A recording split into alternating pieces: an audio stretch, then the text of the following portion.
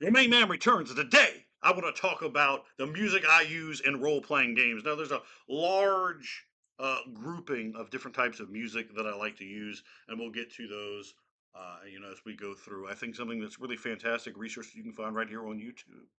Just look up dungeon synth if you're unaware of that, and look up like ambient, Cthulhu, ambient horror, these type of musics. Chill wave. You put like horror wave, this sort of thing in there, and you could really look up quite a few things you can use as subtle background music for your game. And you could use other bands like Enigma, Dead Can Dance, Cockatoo Twins.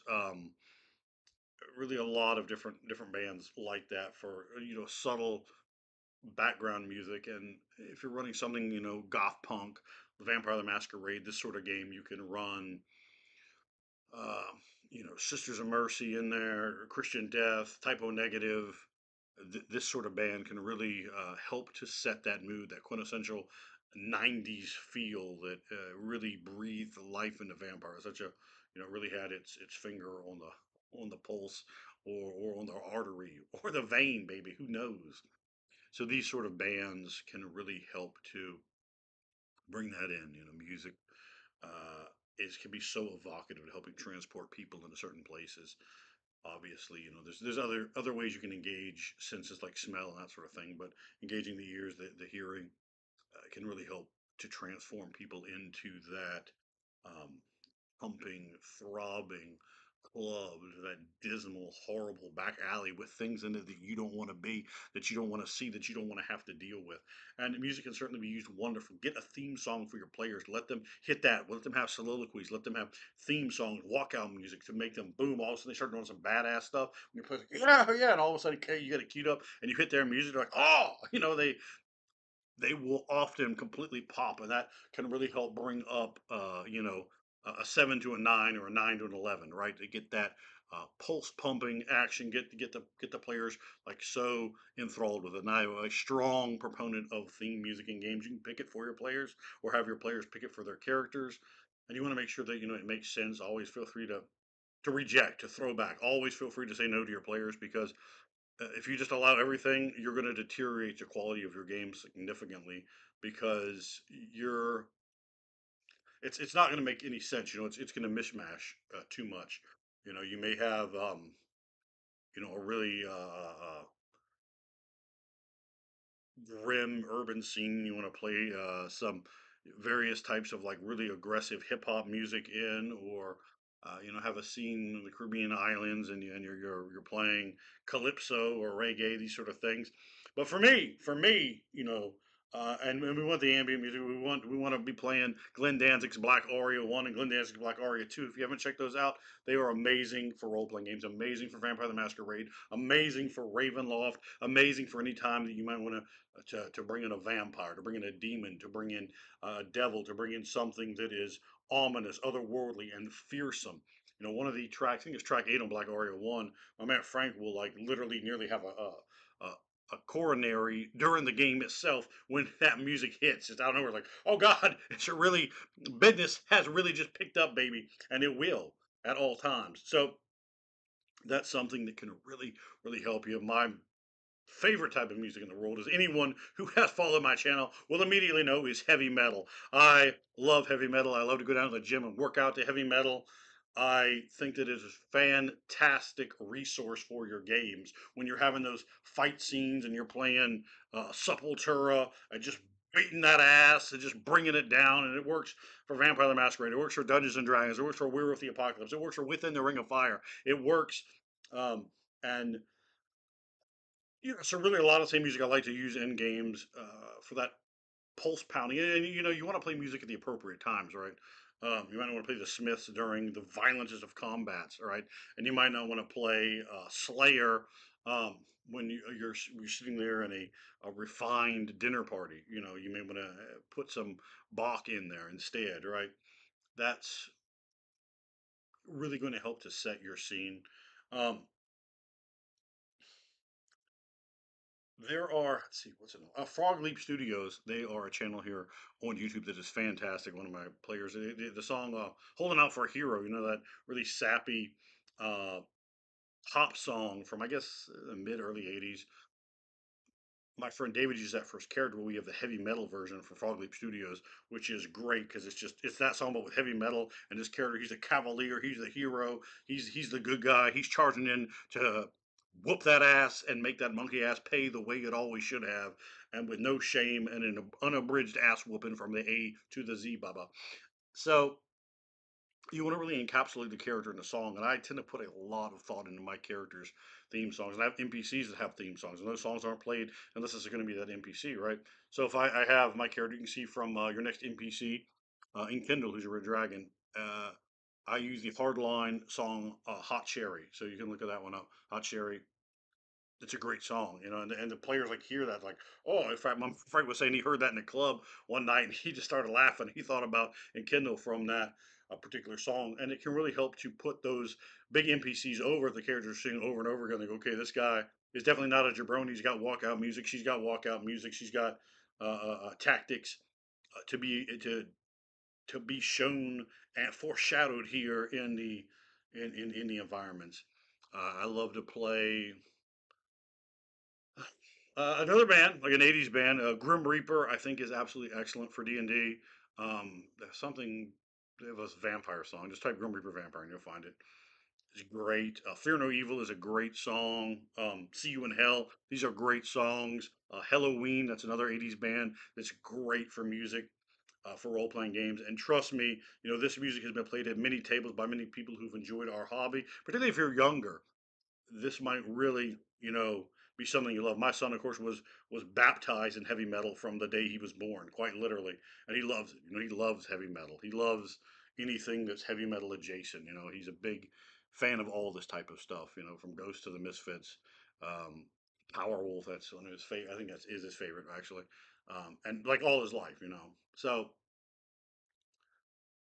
you can also really bring that up when the players really like various music, and you can get that over in a game. You can sort of bring, an Alice Cooper, an Ozzy Osbourne, a David Bowie themed NPC into your game, and you can present that, and that can really get the players like, oh shit, this is a big deal right off the bat. The character's already going to have heat, or he's already going to be over, and you can use that to your advantage as a game master when you give instant cool factors. You want to make sure you play that sparingly and put that in the right places, but don't be afraid to use it. They don't all have to be the most grimmest of serious things. When you put a little bit of gravity in there, and then you can add that in, right? And even if it veins ever so slightly comical, you could quickly reel it back to super serious, like, hey, and show them, this extreme power of Ronnie James Dio, because he's going to be in my game. He's got to be there, and he is there.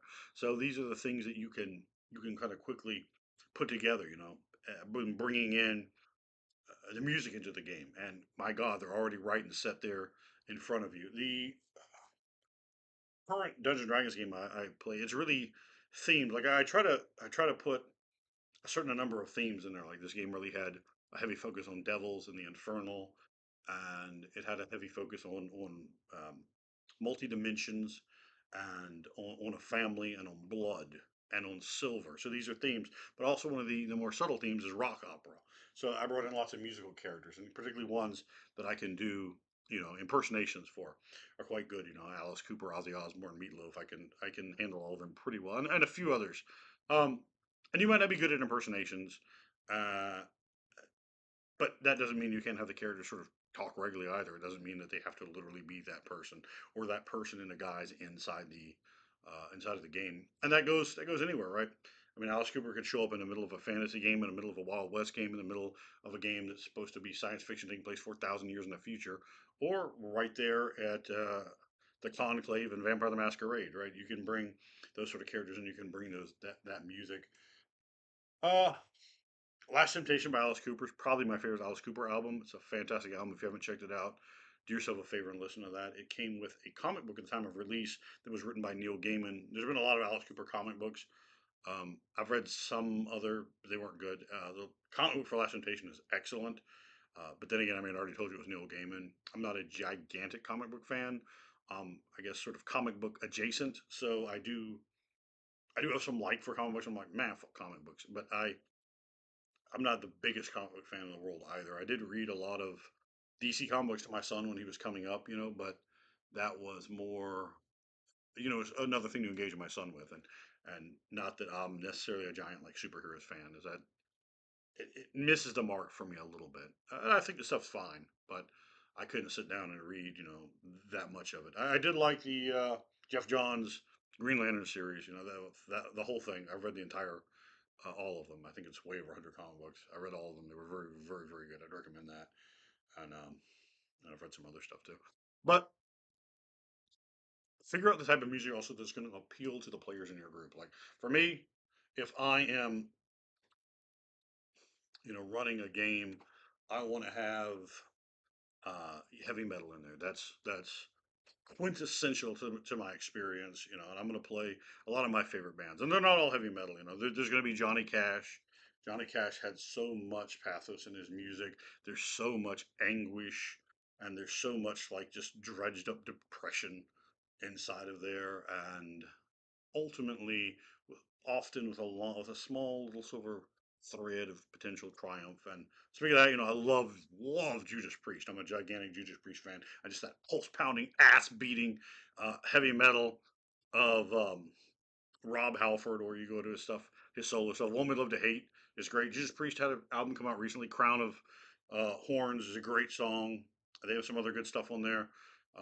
His band Fight. I saw Fight in concert. There's some pretty good stuff there. Fight. Uh, what's the name of the song? Small Deadly Spaces. He had two albums: War Words and Small Deadly Spaces. Um, the last song on Small Deadly Spaces, Alone something or another. Um, I can hear the song in my head. I can't figure out what the name of it is, and that is a really fantastic song you could put in for like some isolation, for a sort of modern horror game. Really, for me, more than anything else, we're going to have Black Sabbath. We're going to have Iron Maiden. We're going to have Ronnie James Dio. We're going to have um, that sort of just great, great heavy metal. And if you think that stuff is overblown or overhyped or too big or not stripped down enough for you, you certainly might be a different type of music may appeal to you. However, when you're playing a game that's bigger than life, that's enormous, that is so blown up, and they all are, man. Vampire the Masquerade is, Dungeons and Dragons most certainly is, and you can have that soundtrack just wailing away with Bruce Dickinson on vocals, with Rob Halford on vocals, with the insane Malkavian ravings of Ozzy Osbourne. Uh, this type of music is can really grip you. I think Megadeth, they're another band that I've seen them in concert. They're another band that could be really good. And that, of course, we already mentioned Sepultura, Slayer for particularly brutal sorts of combats. Devils, demons, um, and this sort of thing. Really bloody, maybe even like a werewolf or something. That can be something that can really seize you. Um, and there are just so many bands from that set of genre that are just absolutely fantastic. Again, if you haven't listened to Dungeon Synth or any of the variable sort of ambient music like that, it is fantastic for soundtracks of for your game. Also, don't you can play music, right, and then you can throw like a second track under it, and the players will start hearing that like, oh, you can put in some hyenas making noise, or you can put in the sounds of ocean or raining, or tavern talk sounds. All of these type of things you can put inside of your games, which can really help add additional levels and layers to the music as it's coming across, and really make it feel all the more breathing, all the more living, all the more real, and help suck the players in as you're engaging them, in another sense. So that's your thoughts from your main man about music. Use your theme music, get it over, get it with the players. You can use it on Zoom and on all these different tabletops that you play on, but it's fantastic in real life. I'm fortunate enough to most of my games that I play are in real life, so it really works out a lot better. Dream Theater, they're another band that is fantastic, particularly their first album, Images and Words, for uh, the game's really good. Pull Me Under is amazing for like a mage awakening scene, or like a vampire embrace scene, or really anything that's kind of extra dimensional. I use a lot of like dream sequence type stuff. So like what's the Everly Brothers, Dream Dream Dream. I love that song. Um, I love Fields of Nephilim. They have some really good stuff that's great along those sort of lines as well. Let me know what songs you like to play in your games below. And as always, not forever, your main man.